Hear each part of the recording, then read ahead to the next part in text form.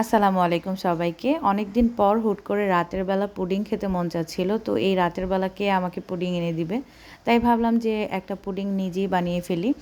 যাই হোক, দীর্ঘ ৩ থেকে ৩.৫ বছর পর আমি নিজের হাতে পুডিং বানাচ্ছি। এখানে আমি ফার্স্টে লিকুইড দুধ হচ্ছে 1/2 লিটার নিয়ে নিয়েছি।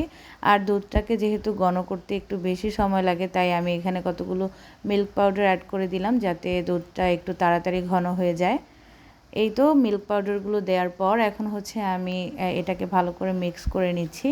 অবশ্যই দুধটা ঠান্ডা অবস্থায় মিল্ক পাউডারটা অ্যাড করতে হবে। গরম হয়ে গেলে মিল্ক পাউডারটা দলা বেঁধে যায়। তাই আমি ঠান্ডা অবস্থায় হচ্ছে মিল্ক পাউডারটা অ্যাড করে দেন এটাকে ভালো করে নেড়েচেড়ে একটু ঘন করে নিচ্ছি।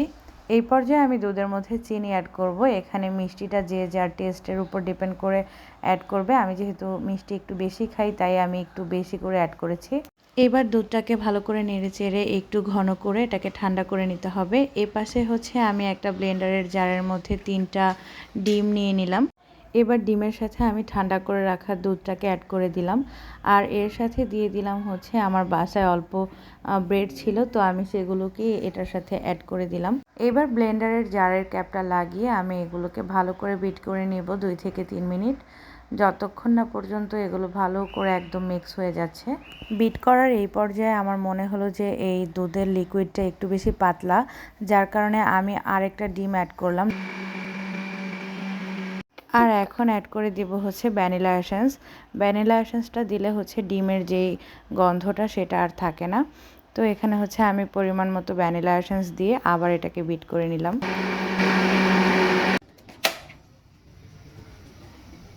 ফাইনালি আমার পুডিংয়ের মিশ্রণটা তৈরি হয়ে গেছে। এখন হচ্ছে আমি ক্যারামেল বানাবো। আর ক্যারামেল বানানোর জন্য এখানে আমি চিনি, পানি আর 2টা বাটি নিয়েছি পুডিং সেট করার জন্য। বাটিগুলো ছিল হচ্ছে কাচের, ওভেন প্রুফ ছিল অবশ্যই। এবার একটা পাতিলে পরিমাণ মতো চিনি আর অল্প পরিমাণ পানি নিয়ে এই চিনি পানির মিশ্রণটাকে অনবরত নাড়তে থাকবো। অনবরত নাড়তে নাড়তে দেখা যাবে যে এটার কালার আস্তে আস্তে করে চেঞ্জ হয়ে আসছে।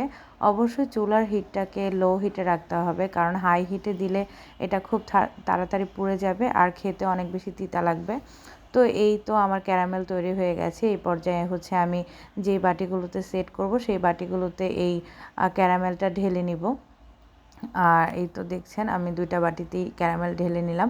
এবার পুডিংটাকে সেট করার জন্য আমি একটা ননস্টিকের পাতিলের মধ্যে অল্প পরিমাণ পানি নিয়ে নিলাম। তো পানিটা যখন হালকা গরম হয়ে আসবে সেই পর্যায়ে আমি যেই বাটিটাতে পুডিংটা সেট করব ক্যারামেল ঢেলেছিলাম সেটার মধ্যে ক্যারামেলটা যখন সেট হয়ে শক্ত হয়ে যাবে সেই পর্যায়ে আমি পুডিংয়ের মিশ্রণটাকে এর মধ্যে পরিমাণ মতো ঢেলে দিব। এবার বাটিটাতে ঢাকনাটাকে ভালো করে আটকে দেন হচ্ছে আমি ওই পানিটার মধ্যে বাটিটাকে সেট করে বসিয়ে দিব। এই তো আমার বসানো হয়ে গেছে বাটিটা। এবার হচ্ছে আমি ঢাকনা দিয়ে ঢেকে দিব। এই পর্যায়ে আমি আপনাদের সাথে শেয়ার করছি একটা দুর্ঘটনা। সেটা হচ্ছে আমি 2টা বাটিতে ক্যারামেল সেট করেছিলাম, আর এই একটা বাটিতে যখন আমি ক্যারামেলটাকে ঢেলেছিলাম তখন বাটিটা ঠাস করে ফেটে গেছে। কারণ এই বাটিটা একদম শুকনা ছিল আর আরেকটা বাটি যেটা ছিল ওইটা হচ্ছে ভেজা ছিল, যার কারণে হচ্ছে ওইটা আর ফাটেনি। যাই হোক, এই তো 20 মিনিট পর আমি হচ্ছে চুলা থেকে বাটিটাকে উঠিয়ে ফেলেছি যেটা আমি বসিয়েছিলাম। তো এখন হচ্ছে আমি এটাকে সাইড থেকে হালকা করে ছুরি দিয়ে আলগা করে নিচ্ছিলাম। অনেক দিন পর যেহেতু পুডিং বানাচ্ছিলাম, তো নিজের মধ্যে কনফিডেন্স খুব কম ছিল যে পুডিংটা কি পারফেক্টলি হয় কি না। কিন্তু মাশাআল্লাহ পুডিংটা একদমই পারফেক্ট হয়েছিল। অনেক বেশি খেতে মজাও হয়েছিল। এই তো দেখছেন ফাইনাল লুক। আজকের এক্সপিরিয়েন্স থেকে আমি আপনাদের সাথে একটা কথা শেয়ার করতে চাই। সেটা হচ্ছে আপনারা যখন বাসায় পুডিং সেট করবেন কোনো কাচের বাটিতে, অবশ্যই কাচের বাটিটাকে আগে ধুয়ে নেবেন যাতে বাটিটা ভেজা ভেজা থাকে, ঠান্ডা থাকে। তাহলে আপনাদের বাটিটা আর আমার মতো দুর্ঘটনার কবলে পড়বে না। যাই হোক, সবাইকে আসসালামু আলাইকুম।